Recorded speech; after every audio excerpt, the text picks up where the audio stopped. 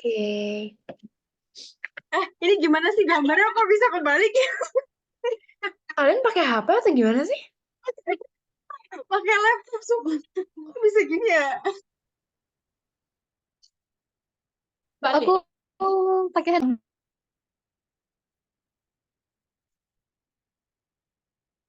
Oke, yang belum on cam ya guys. Tapi sebenarnya ya nggak kelihatan full semua sih kalau di record. Tapi nggak penting. Apakah sudah bisa kita mulai? Itu iyo belum pakai background itu iyo.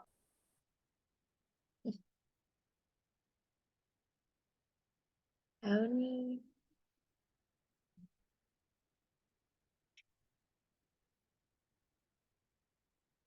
Oke teman-teman, aku buka ya.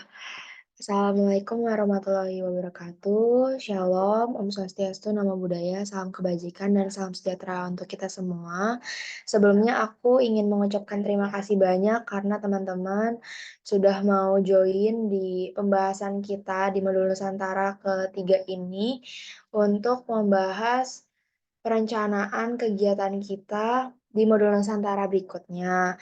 Sebelumnya aku izin mewakilkan Natasha karena Natasha tadi ada sedikit kecelakaan, kakinya terkilir, jadi sekarang lagi diurut. Jadi aku izin untuk menggantikan dia menjelaskan terkait modul Nusantara untuk pengisian logbook. Jadi untuk pengisian logbook ini di minggu ketiga modul Nusantara akan dilaksanakan pada tanggal 20 sampai 21 April 2024. Selanjutnya yang pertama ada refleksi satu, yaitu kita akan melakukan kegiatan kata berantai. Dilaksanakan pada tanggal 20 April 2024 pada jam 7 malam hingga jam 9 malam. Tempatnya itu ada di Bali Outbound and Farmstay Bedugul. Nah, narasumbernya ini ada Niluh Putri Setia Strini, SE MAK. Jadi, metode belajar yang akan kita lakukan di refleksi pertama ini ada 3 ya teman-teman. Ada kuis, sharing, dan diskusi. Oke, di sini juga em, ada deskripsi kegiatannya. Jadi kegiatan ini kan yang tadi aku udah bilang dilakukan pada tanggal 20 April. Em, Jadi ini sebuah kegiatan pelatihan komunikata dengan salah satu materi permainan tebak kata berantai. Peserta pelatihan ini akan dibagi menjadi beberapa kelompok kecil dan diajak untuk bermain tebak kata berantai. Mungkin aku bisa menjelaskan sedikit teknis dari gambaran gimana nanti kita akan melaksanakan kegiatan ini. Yang pertama itu nanti para peserta kita akan dibagi menjadi 3 sampai 4 orang kelompok kecil dan akan duduk melingkar. Lalu setelah itu, LO akan membagikan kertas dan pena atau pensil kepada setiap peserta. Selanjutnya kita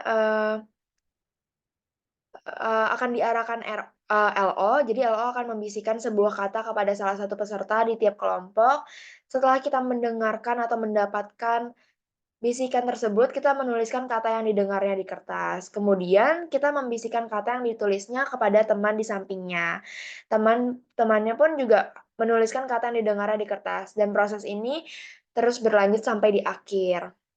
Lalu selanjutnya, permainan berakhir ketika kata yang didengar oleh peserta terakhir sama dengan kata yang dibisikkan oleh LO di awal. Kelompok tercepat menebak kata tersebut akan menjadi pemenangnya. Jadi ini sistemnya kita kayak tebak-tebakan kata gitu, lalu yang menjadi tercepat itu menjadi pemenangnya. Selanjutnya di sini harapannya wawasan yang akan kita peroleh itu yang pertama, pentingnya kita bisa mendengarkan dengan seksama dalam komunikasi. Selanjutnya ada kemampuan konsentrasi dan daya ingat yang baik. Kan kita juga udah dibisikin, udah dikasih tahu gitu. Jadi kita harus kayak konsentrasi nih. Kita kira-kira ingat gak sama apa yang udah dibisikkan itu. Lalu selanjutnya yang pastinya itu ada kerjasama dan kekompakan tim. Jadi kalau misalnya ada satu teman kita yang salah dengar itu juga pasti kan kayak nggak kompak dong. salah satunya salah gitu, dan cepet-cepetan juga. Jadi kita harus kompak. Oke, selanjutnya di sini, wawasan baru yang diperoleh selanjutnya ini oh itu tadi aku kebalik guys, maaf. Jadi yang pertama ini ada pemahaman yang lebih dalam tentang perjalanan hidup, melalui proses yang menggambarkan dan refleksi, apa sih yang kita akan dapatkan pemahaman penting, pencapaian, dan perasaan apa yang ada di setiap tahap di permainan ini. Selanjutnya juga di sini ada apresiasi terhadap pengalaman hidup kita. Di sini tuh kita akan belajar untuk menghargai semua pengalaman yang telah kita lalui, baik yang terjadi dalam hidup kita, maupun itu positif ataupun negatif, karena semua itu adalah membentuk diri kita saat ini. Selanjutnya yang ketiga ini ada identifikasi pola dan makna. Jadi mungkin teman-teman bisa menemukan pola dan makna dalam pengalaman yang sebelumnya tidak teman-teman sadari. Selanjutnya yang keempat, penetapan tujuan masa depan. Jadi permainan ini tuh bisa membantu teman-teman untuk mendapatkan tujuan yang jelas gitu dan realistis untuk masa depan kalian. Yang kelima ini ada peningkatan rasa syukur dan optimisme dengan melihat kembali perjalanan hidup kita. Apakah kita akan merasa lebih bersyukur atas segala yang kita miliki dan apakah kita bakalan ngerasa lebih optimis dalam menghadapi masa depan kita. Oke, selanjutnya, mmm,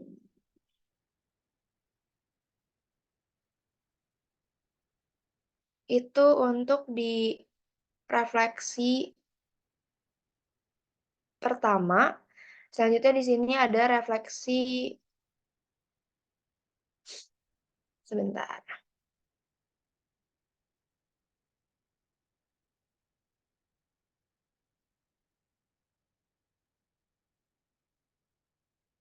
Refleksi kedua ini ada flashcard, yaitu kita akan melaksanakan kegiatan ini pada tanggal 20 April 2024, jam 3 sore hingga jam setengah 6 sore. Tempatnya juga masih sama ya teman-teman. Narasumbernya juga Ibu Niluh Putri Setiastrini, metode pembelajarannya masih sama yaitu ada kuis, sharing session, dan diskusi. Selanjutnya deskripsi kegiatannya ini yang pertama, kita akan diberikan atau akan menyiapkan beberapa flashcard yang berisi gambar teman sekelas kita. Jadi yang kedua ini akan menjadi dibagi menjadi 2 kelompok. Selanjutnya di sini akan keluarkan 1 flashcard dan bacakan deskripsi sifat teman yang ada di gambar tanpa menyebutkan namanya. Selanjutnya kelompok yang pertama kali menebak nama teman dengan tepat akan mendapatkan poin. Lalu diulangi langkah ketiga dan 4 sampai semua flashcard selesai, dan selanjutnya kelompok dengan poin terbanyak adalah pemenangnya. Selanjutnya, harapan wawasan yang bisa kita peroleh di sini, yang pertama meningkatkan kemampuan observasi kita. Kita diajarkan untuk memperhatikan detail dan ciri-ciri teman kita gitu. Selanjutnya juga di sini kita bisa memperkaya kosakata deskriptif. Jadi kita diajarkan untuk menggunakan kata-kata yang tepat untuk mendeskripsikan seseorang, melalui sifat dan karakter teman-teman kita. Selanjutnya yang ketiga di sini mengembangkan kemampuan berkomunikasi kita. Jadi kan kita juga, belajar untuk menyampaikan informasi yang jelas dengan ringkas melalui games ini juga. Selanjutnya meningkatkan kemampuan mendengarkan. Jadi pemain ini tuh belajar untuk mendengarkan dengan seksama atas deskripsi yang telah diberikan. Selanjutnya di sini juga memperkuat kerjasama tim untuk kita sama-sama bekerja sama mencapai tujuan bersama. Oke, selanjutnya teman-teman di sini ada refleksi ketiga, River of Life. Jadi refleksi ketiga ini akan dilaksanakan pada tanggal 21 April 2024 pada jam 8 pagi hingga setengah 11. Tempatnya juga masih sama ya teman-teman, di Bali Outbound and Farmstay Bedugul. Narasumbernya Niluh Putri Setiastrini. Metode pembelajarannya ada kuis, sharing session, dan diskusi. Oke, selanjutnya di sini ada deskripsi kegiatannya. Yang pertama ini kita akan disediakan untuk ada alat gambar seperti spidol, krayon, atau cat air dan kertas besar. Selanjutnya juga kita di sini menggambar garis panjang di tengah kertas melambangkan sungai kehidupan kita. Selanjutnya yang ketiga, kita disuruh untuk membagi sungai menjadi beberapa bagian. Jadi, yang tadi setelah dijelaskan ada garis panjang di tengah kertas melambangkan sungai kehidupan. Itu tuh dibagi beberapa bagian. Yang pertama itu ada bagian masa kecil, selanjutnya ada masa remaja, masa dewasa, dan masa tua kita. Dan yang keempat di sini, di setiap bagian ini kita disuruh untuk menggambar simbol atau gambar yang mewakili setiap peristiwa-peristiwa penting, pencapaian, dan perasaan apa sih pada masa tersebut. Nah, setelah kita sudah menyusun itu, kita disuruh untuk memberikan judul pada gambar yang telah kita jelaskan ini. Maknanya tuh apa sih dari sungai kehidupan kita.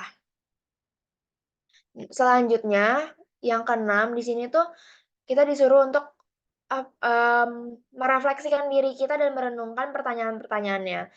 Di sini ada beberapa pertanyaan. Yang pertama, kita akan disuruh menceritakan gimana sih, kehidupan kita dari lahir sampai kita sukses nanti.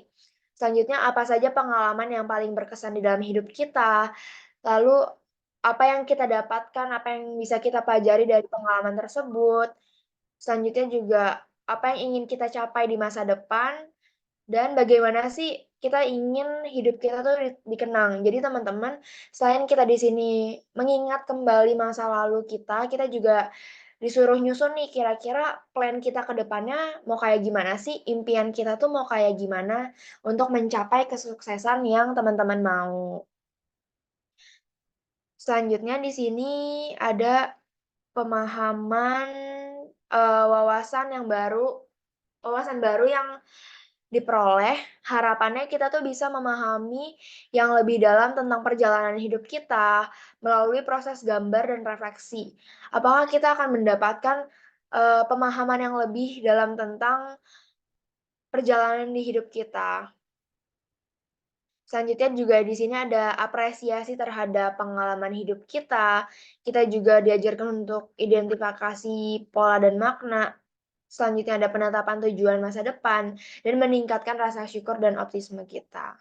Di sini ada ilustrasi tugas yang diberikan ya teman-teman.